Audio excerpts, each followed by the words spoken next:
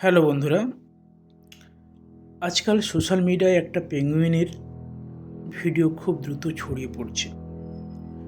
বরফে ঢাকা বিশাল আন্টার্কটিকা, চারিদিকে শুধু সাদা প্রান্তর, আর তার মাঝখানে একটি পেঙ্গুইন একা হেঁটে চলছে। পেছনে তার কলোনি, সামনে কোনো সমুদ্র নেই, কোনো খাবার নেই। এই দৃশ্যটাই ইন্টারনেটে পরিচিত হয়ে উঠেছে। অনেকেই এটাকে মানুষের জীবনের সাথে মিলিয়ে দেখছে, কেউ আবার এটাকে সুইসাইড বা ডিপ্রেশন বলেও ব্যাখ্যা করছে। কিন্তু এই ভিডিওটার পেছনে বাস্তব ঘটনাটা কী, সেটা বুঝতে হলে আমাদের মিম নয়, সায়েন্সের দিকে তাকাতে হবে। প্রথমেই জানা দরকার, এই ভিডিওটা নতুন নয়। এটা 2025 বা 2026 সালের কোনো ভাইরাল ক্লিপ নয়। এর উৎস 2007 সালের একটি documentary, encounter at the end of the world, যার পরিচালক ওয়ারেন হঞ্জ। এই ডকুমেন্টারিতে আন্টার্কটিকার প্রকৃতি ও প্রাণীদের আচরণ দেখানোর সময় একটি দৃশ্যে দেখা যায়, একটি পেঙ্গুইন হঠাৎ করে তার কলোনি ছেড়ে দেয় এবং আন্টার্কটিকার ভেতরের দিকে হাঁটতে শুরু করে। পরিচালক নিজেই বলেন, কেন এমন হয় আমরা জানি না। এই অনিশ্চয়তাটাই পরে ইন্টারনেটে গিয়ে নানা ব্যাখ্যার জন্ম দেয়। এখন প্রশ্ন আসে, ওই দিকে হাঁটা মানে আসলে কি? আন্টার্কটিকার ইন্টেরিয়র মানে কোনো স্বাভাবিক মাইগ্রেশন রুট নয়।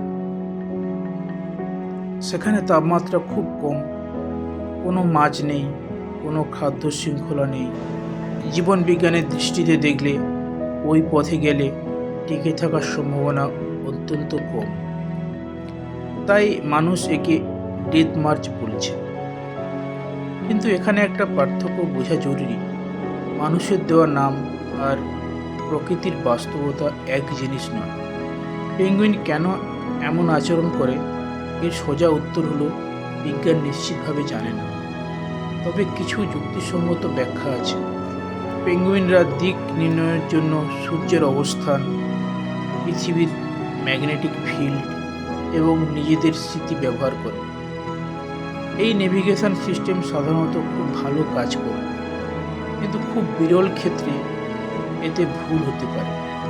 যেমন আমরা পরিচিত রাস্তাতেও কখনো ভুল টার্ন নিয়ে ফেলি, তেমনি কোনো পেঙ্গুইন ভুল দিক ধরে ফেলতে পারে। আরেকটা সম্ভাবনা হলো শারীরিক বা নিউরোলজিক্যাল সমস্যা।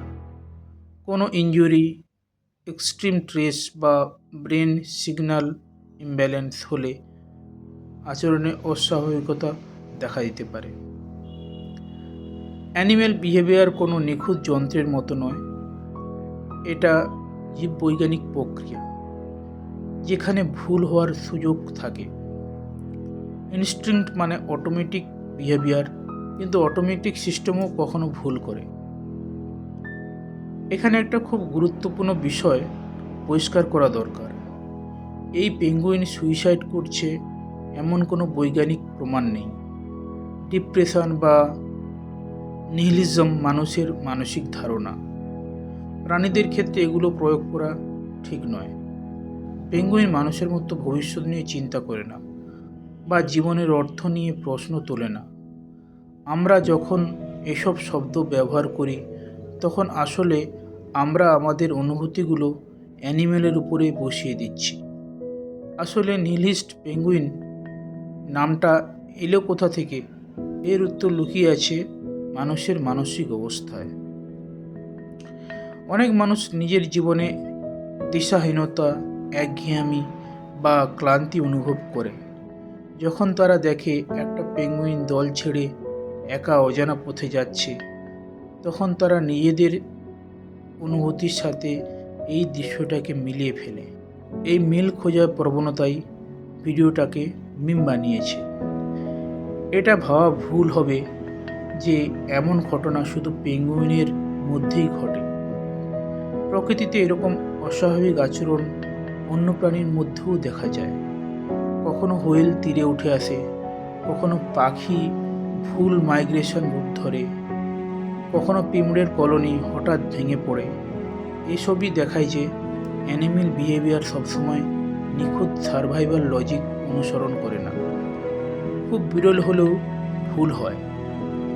এই ভিডিওটা এখন এত জনপ্রিয় হওয়ার আরেকটা কারণ হলো মডার্ন ইন্টারনেট কালচার। ছোট ভিডিও, নীরব দৃশ্য আর খোলা ব্যাখ্যা, এই তিনটি জিনিস মানুষকে ভাবতে বাধ্য করে। কোনো স্পষ্ট গল্প না থাকায় সবাই নিজের মতো করে অর্থ খুঁজে নেয়, আর সেখান থেকেই ট্রেন্ড তৈরি হয়। সবশেষে পরিষ্কার করে বলা যায়, এই পেঙ্গুইন কোনো বার্তা দিতে আসেনি, সে কোনো দর্শন বোঝেনি, কোনো প্রতীক হতে চায়নি। এটা প্রকৃতির একটি বিরল ঘটনা, যেটাকে মানুষ নিজের জীবনের অনুভূতির সাথে মিলিয়ে ভাইরাল করেছে। সায়েন্স আমাদের শুধু এইটুকুই শেখায়, প্রকৃতিতে সব কিছুর আলাদা করে অর্থ থাকে না। কিছু ঘটনা শুধু ঘটে যায়, আর সেগুলো বোঝার চেষ্টা করাই বিজ্ঞান। এখানে আমি ভিডিওটি শেষ করছি।